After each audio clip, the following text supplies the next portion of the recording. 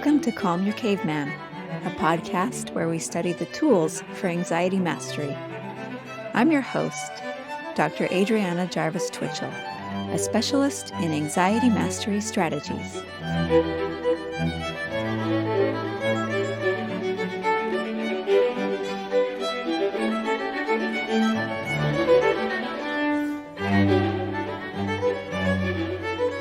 Hi, and welcome to another episode of Calm Your Caveman.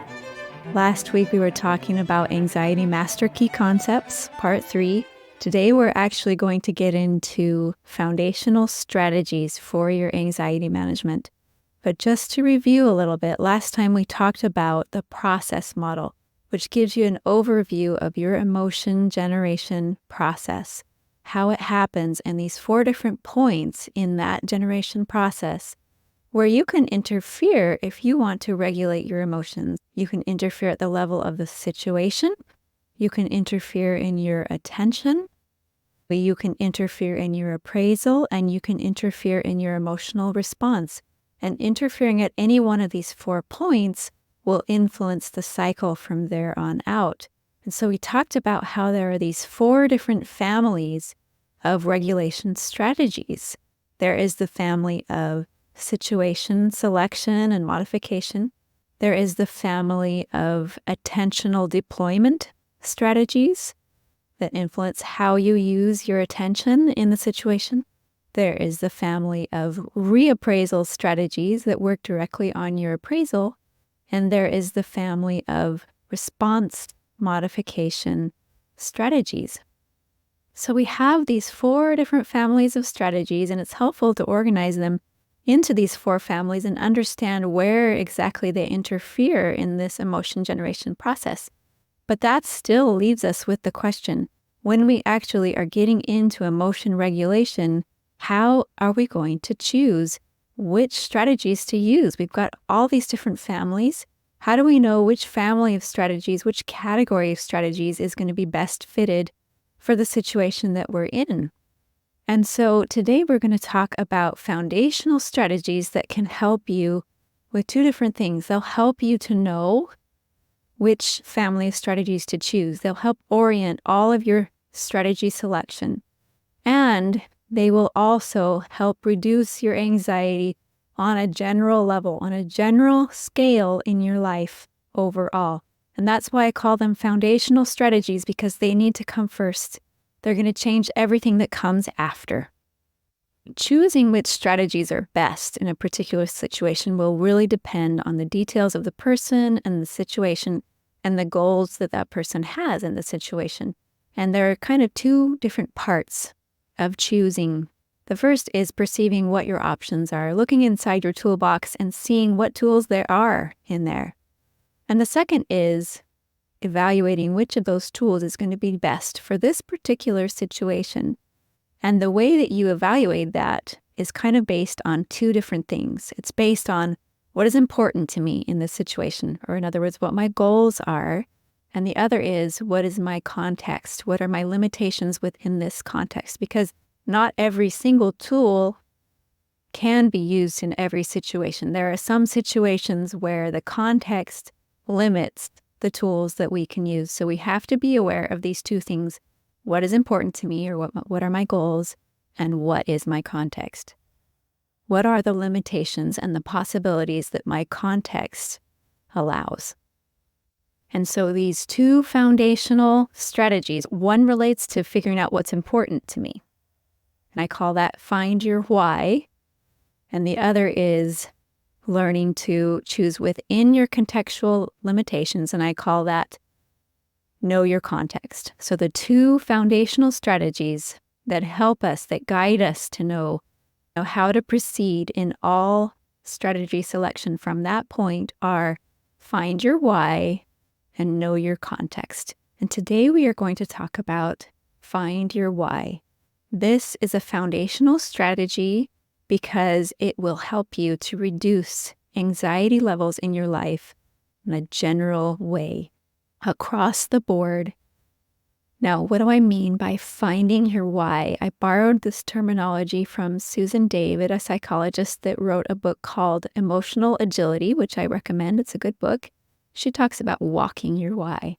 But I want to talk about finding your why first. What do I mean by your why? Your why is the reason that you are doing things in your life. It's your purpose, your life purpose, having a commitment to an ultimate life goal or an overarching life aim. You can think of it as a supraordinate goal manager, something that offers direction to your choices and decisions the way that a compass offers direction to a navigator. Now, let me give you an example of what I mean by a purpose. Something that I have chosen as my life purpose is that I want to contribute to world peace. And so this purpose, this overarching purpose, organizes a lot of smaller level goals because I can work toward world peace on the level of my family, doing things within my family, doing things within my neighborhood, doing things within my community. And that's also why I decided I wanted to start this podcast to help anxiety sufferers to have greater control over their anxiety and more peace on a personal scale. And so individual goals within the way that I treat my family, the way that I behave in my family, may have ends, they may be concrete, but my purpose of contributing toward world peace helps me to organize the next goal once one goal has been accomplished. And so in that way, you can think of it as a goal manager, a supraordinate goal manager that offers direction like a compass. And purpose is really important for anxiety management for a couple of different reasons. But the one that we're going to focus on today is that purpose changes your brain's perception of the balance between demands and resources. Remember that a couple of episodes ago, and I'll put a link to this episode in the show notes for those of you who missed it, but a couple of episodes ago, we talked about how when our brains are evaluating stressful situations, when our brains are appraising stressful situations, what they are appraising is the balance between the demands in the situation and our resources. And we talked about the difference between a challenge appraisal, where our brain decides that the demands in the situation are not greater than our resources. Our resources are as good as the demands. They are up to the demands. We have what it takes to meet the demands of this situation. Then that will produce in our bodies a challenge response, where our body is motivated with hormones and with different autonomic reactions to help us to actually meet the challenge and rise to the occasion to meet the demands of the situation. On the other hand, we can have a threat appraisal where our brain decides that the demands of the situation are greater than our resources, that it's too much, that we don't have what it takes to meet these demands. And so it will produce a threat response, and that is very different internally, biologically, inside of our bodies. That response is different. It produces different hormones, it produces different autonomic reactions, and it basically turns off resources to our brains, turns down, I should say, resources to our brains. And so we don't have access to as many cognitive resources, and we're basically motivated to avoid or defend ourselves from the stressor rather than approaching the stressor. So two different responses. Now, having a sense of purpose can really tip your appraisals toward that challenge response, because it can change your brain's perception of the demand-resource balance. And it actually diminishes the demand. It makes the demand seem less terrible, and it augments your sense of your available resources. Let me explain how this works. One way that a sense of purpose does this is that it helps to augment your sense of autonomy, your sense of choice in the situation. It moves you away from feeling like your actions are simply a consequence of external forces, and instead it helps you to feel like your actions are a consequence of your choices. Dr. Alex Korb wrote a book called The Upward Spiral, where he talks about reversing the course of depression. And he talked about the importance of exercising the power of choice rather than focusing on aspects of life that we don't control, because that changes neurochemically inside of us the effect that the same situation will have. And he suggests that it's a result of ancient instincts, the difference between running because you are hunting something and running because you are being hunted. And so when we understand what we want in the big picture, we are actually finding what it is that we desire, what it is that we want to approach.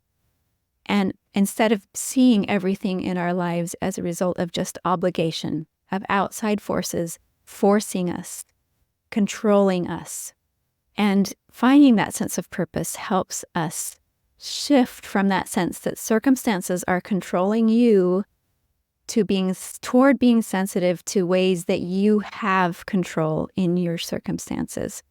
Let me illustrate how this works a little bit by telling you about an interesting study that was done on mice. In this study, we had 3 groups of mice.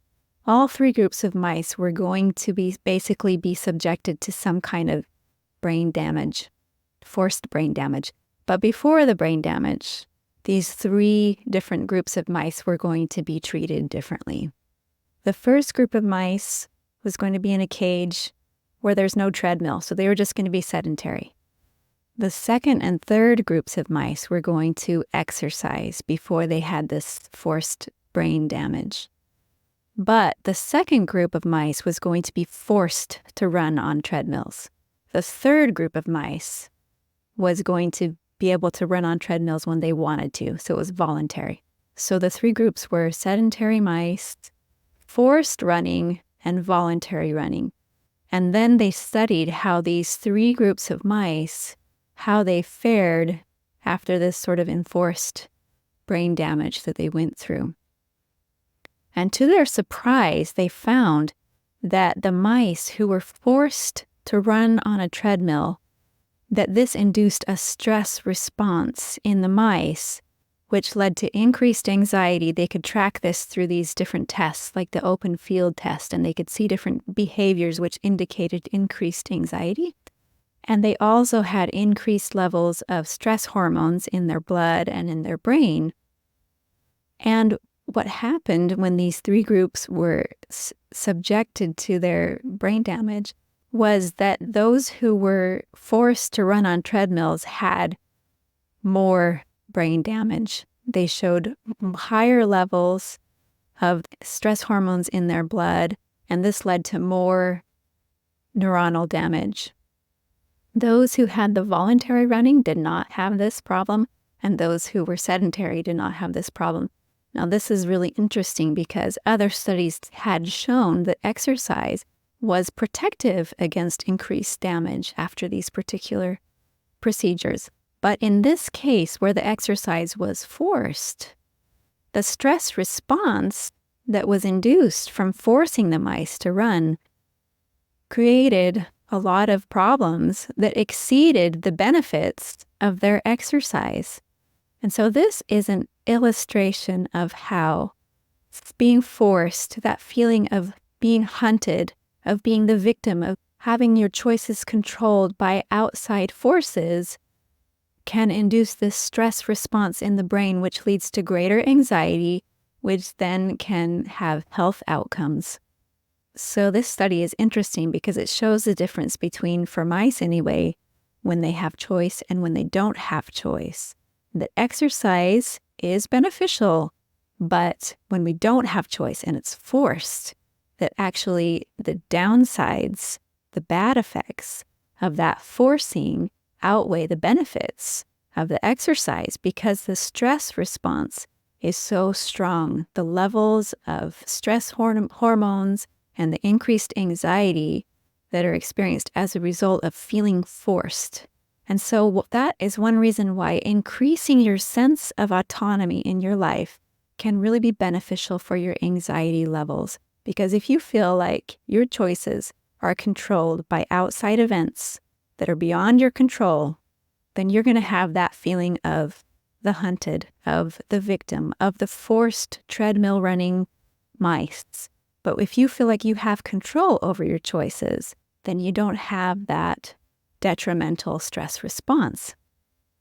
Because focusing on what we want to accomplish overall in life, regardless of challenging circumstances, defining these overarching goals moves us away from fixating on the things that we can't control and toward a focus on what we can create, what we do have choice over.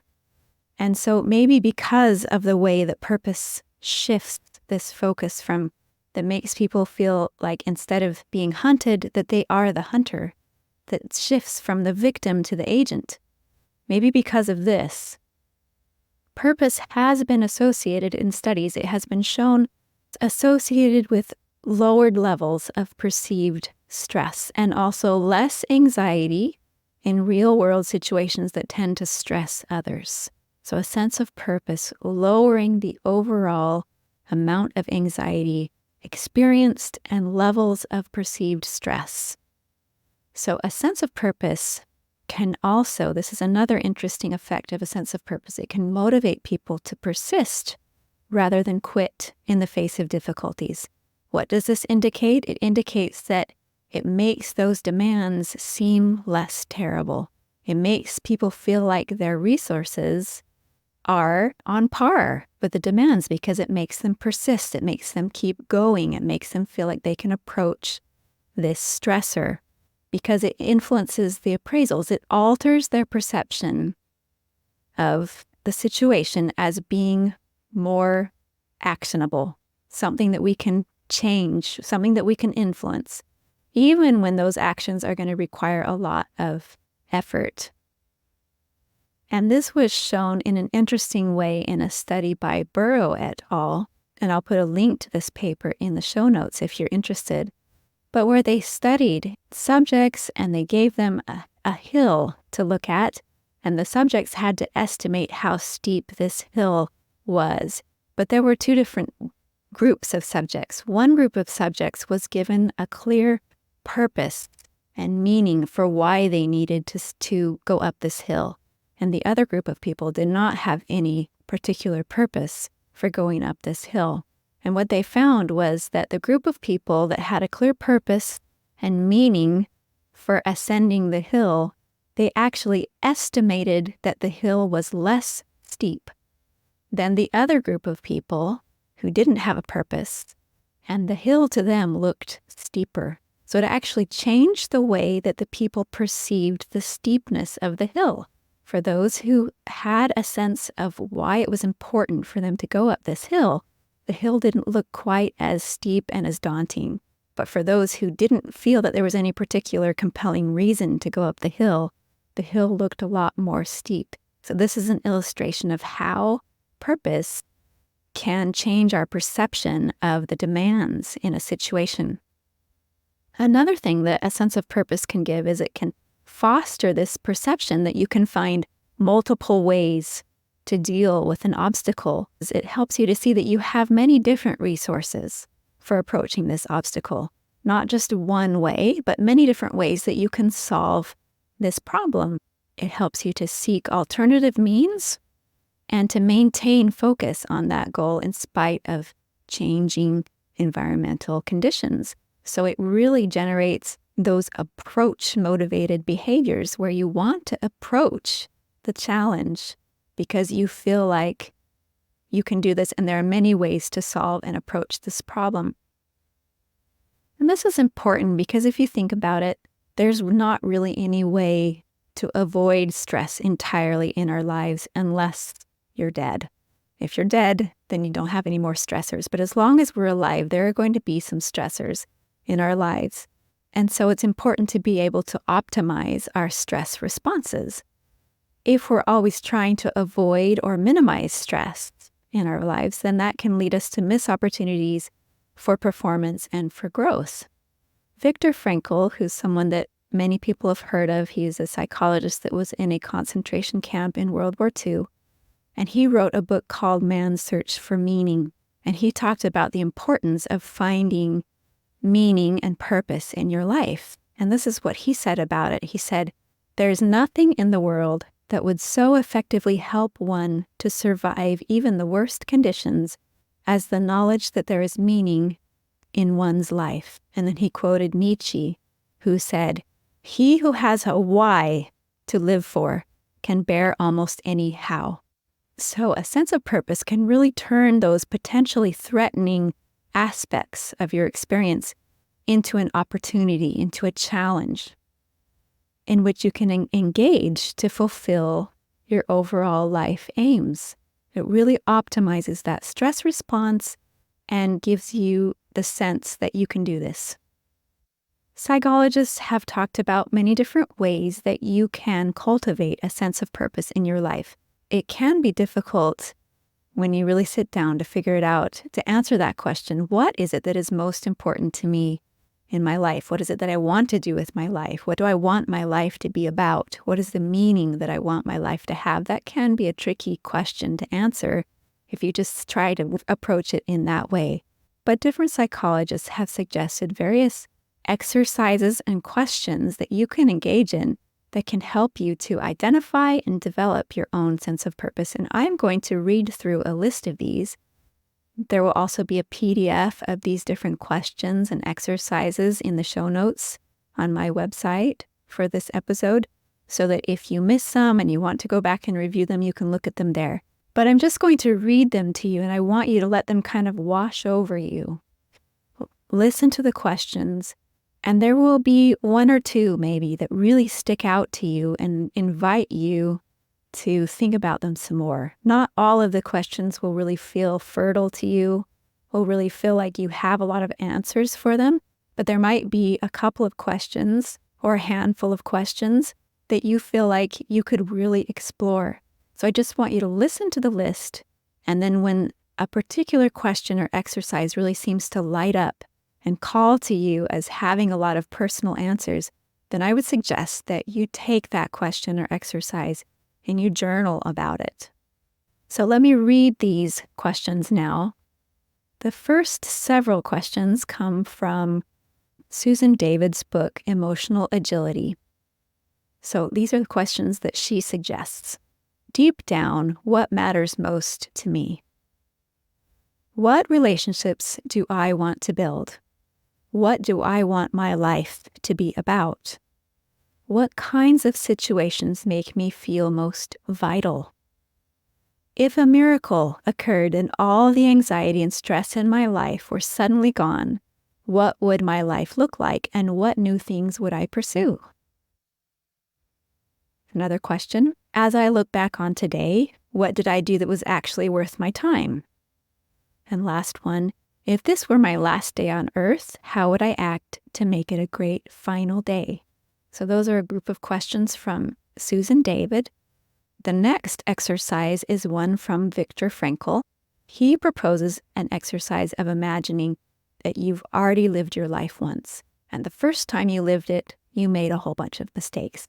But you're on your second time through now, and you get the exact same situations and circumstances, but you get a second chance to do it in a different way. And on this second time, you get to ask yourself, what would I prioritize this time? How would I do better or differently than I did the first time? So that's Viktor Frankl's exercise for identifying the meaning or the purpose that you want in your life. Here's another exercise from Gelder, Hirschfield, and Nordgren. Again, this article will be in the show notes if you want to look at it. They investigated the exercise of writing a letter to your distant self. So you think of yourself 2 decades from now, and you write a letter to that self, and you tell that self about what is important to you right now and what you think will be important to you in 2 decades. So writing this letter to your distant self, creating this sense of continuity of self, that's their exercise. Here are a couple of questions from an article by Forsyth and Eifert. where you can use your goals to figure out your overall purpose in life. So look at your goals that you have presently in your life and you ask yourself, why am I doing this? What am I trying to accomplish in my life with this goal? And where am I heading with this? Because sometimes our local goals can help us to figure out what our global meaning is because it's kind of contained in them, even though we haven't become conscious of it. Stephen Covey advocates an exercise where you visualize your own funeral 3 years from now, and you write about how you would like to be remembered, what you would like people to say about you in that future funeral. And Arthur Brooks, who's a social scientist, talks about an exercise of picturing yourself in 10 years from now, happy. What does your life look like? What are the different elements of your life? What's your professional activity? What do your relationships look like? What do you do with your time and energy? This exercise, of course, is not done so that you will feel like if you don't reach that in 10 years, you have failed. But instead, it's to help you to identify what is your priority. Because as you think about what you need in 10 years in order to be happy, you start to be able to see what it is that is most important to you. And that can help you toward this cultivation of a sense of purpose or overall life aims.